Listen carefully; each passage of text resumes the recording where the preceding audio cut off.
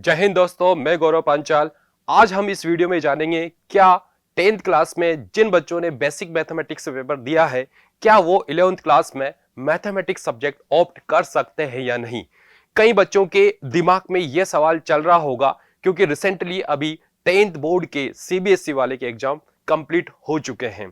तो कई बच्चों के साथ साथ पेरेंट्स के दिमाग में भी यह सवाल है कि हमारे बच्चे ने बेसिक मैथमेटिक्स से पेपर तो दे दिया क्या, लेकिन वो अब 11th में पीसीएम सब्जेक्ट लेना चाह रहा है, साइंस लेने की सोच रहा है। क्या सीबीएसई ने इस तरह का कोई प्रावधान बनाया है? क्या है सीबीएसई का नियम? इस वीडियो में हम जानेंगे इस तरह के सवालों के जवाब। आइए सबसे पहले समझते हैं बेसिक मैथमेटिक्स और स्टैंडर्ड मैथमेटिक्स का मतलब क्या है। जैसा कि आपको पता है कि 2020 में सीबीएसई ने एक नियम बनाया है। बेसिक मैथमेटिक्स उन बच्चों के लिए है जो 11th में साइंस यानी कि मैथमेटिक्स सब्जेक्ट नहीं लेना चाहते, यानी कि 10th क्लास में वो बच्चे बेसिक मैथमेटिक्स का पेपर देंगे और स्टैंडर्ड मैथमेटिक्स का पेपर वो बच्चे देंगे जो 11th क्लास में मैथमेटिक्स सब्जेक्ट यानी कि साइंस सब्जेक्ट लेना चाह रहे होंगे। उनको 10th क्लास में स्टैंडर्ड मैथमेटिक्स का पेपर देना होगा। और यह सर्कुलर जारी हुआ था, जैसा कि आप देख सकते हैं 10 जनवरी 2019 को यह सर्कुलर जारी किया था सीबीएसई ने।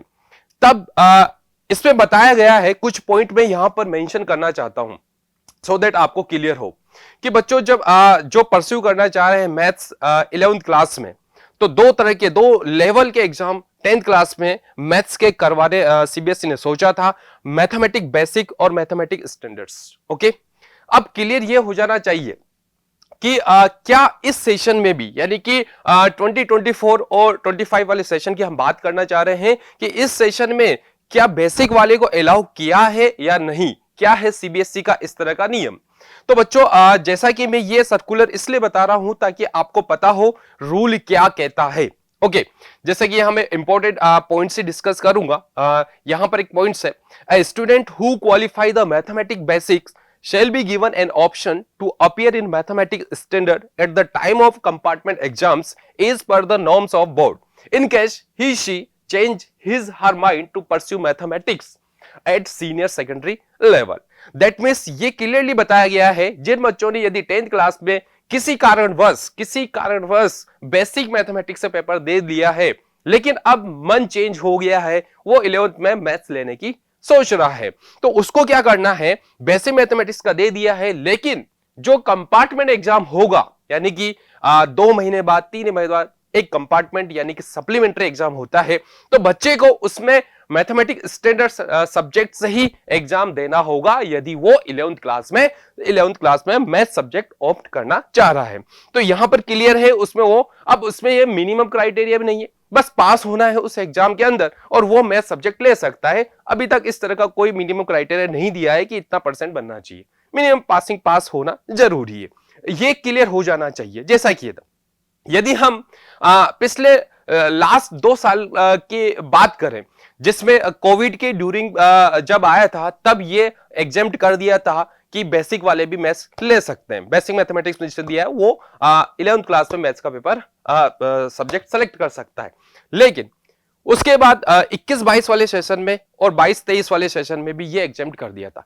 22-23 वाले सेशन की बात करूंगा तो ये आपको ये सर्कुलर जब जारी हुआ था 2019 में 10 जनवरी 2019 में ये सर्कुलर जारी किया था। तो बच्चों हम एक और चीज देखने वाले हैं जिसमें हम बात करें यहां पर कि अब क्या रहने वाला है। जैसे मैं लास्ट वाला बात करूं, लास्ट ईयर की मैं बात बताना चाह रहा हूं, क्या सर्कुलर सीबीएसई ने जारी किया था। जैसे कि ये 25 मई 2023 को जारी किया था, यानी लास्ट ईयर की हम बात कर रहे हैं, ठीक है। उसमें भी ये क्लियर नहीं था, एग्जाम होने के बाद 25 मई को यह सर्कुलर जारी किया था। कई बच्चे इस असमंजस में बने हुए थे जिन्होंने बेसिक से दिया था लेकिन वो मैथ्स ऑप्ट नहीं कर पा रहे थे, कई क्वेरीज हमारे पास आई थी।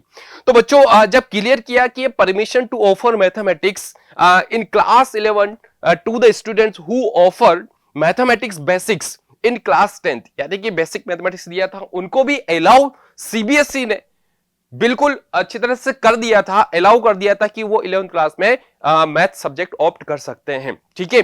ये क्लियर हो, यहां पर ये चीज लिखा हुआ है, सर्कुलर दिया हुआ है और इसमें अब हम बात करते हैं कि 24-25 वाले सेशन में क्या बच्चे इस तरह का ले सकते हैं? तो अभी तक सीबीएसई ने इस तरह का डायरेक्ट एग्जाम्प्ट नहीं किया है, कोई सर्कुलर नहीं आया है, लेकिन हम पुराने वाले रेफरेंस को ही लेकर चलेंगे। जैसा कि यहां क्लियर किया गया है कि however it is clarified that circular, ये जो सर्कुलर दिया हुआ है ना, ये जो जारी हुआ है, इसमें यह बोला है कि जो चीज यहां डिस्कस हुई है, यहां पर देखिए, यहां पर लिखा हुआ है सेशन में will be applicable from the 2024 और 2025 सेशन। Is that clear? ये क्लियर हो जाना चाहिए, यानी कि ये चीजें आगे वैसी वैसी बनी रहेगी, यानी कि बच्चे को अभी जिसने बेसिक से दिया है उसको 2 महीने बाद जो कंपार्टमेंट या सप्लीमेंट्री एग्जाम होगा उसमें उसको स्टैंडर्ड मैथमेटिक्स का पेपर देना होगा, यदि वो मैथमेटिक्स सब्जेक्ट ऑप्ट करना चाह रहा है।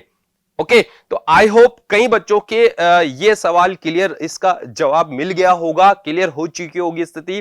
तो आपको ये ध्यान रखना है, या आपको जो 2 महीने बाद एग्जाम होगा कंपार्टमेंट, उसमें आपको स्टैंडर्ड मैथमेटिक्स का पेपर देना पड़ेगा। ओके, तो बच्चों यदि आपको और भी जानकारी चाहिए सीबीएसई से रिलेटेड, या फिर आपको किस तरह के कोर्स सेलेक्ट करने हैं 11th क्लास और 12th क्लास, जिसको कंप्लीटली एनसीईआरटी बोर्ड लेवल का पढ़ना है, तो रेजिडेंस के पीएसपीडी डिवीजन से आप कांटेक्ट कर सकते हो।